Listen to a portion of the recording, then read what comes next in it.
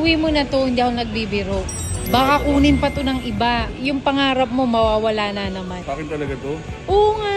Hindi ka to. Kung palang mayroong ganyan, hindi pa yan nilalabas dito sa Pilipinas. O tingnan mo mamaya, antay natin si sir ha. Hindi ka naniniwala eh. Binibigay na sa'yo, ayaw ka pa. Pangarap pero wala man tayong pera. Kayo na ako mausap dito, ha? Meron nga. Wala ka bang believe? May pera ako. Uwi mo na, pwede na.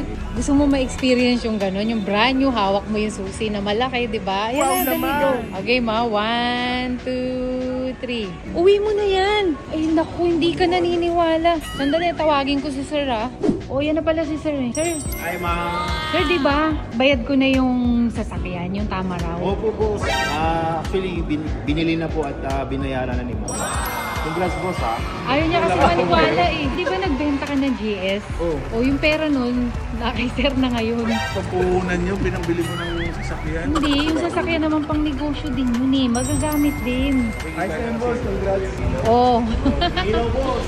Umilaw, di ba? Para sa'yo talaga yan. O ano? Ayaw mo maniwala, no? Excited ka? Sana ko. O paandarin mo, sa'yo na nga yan eh. Napadaan lang tayo, dideliver pa ako motor. Alam mo, legit nga, 2 susi.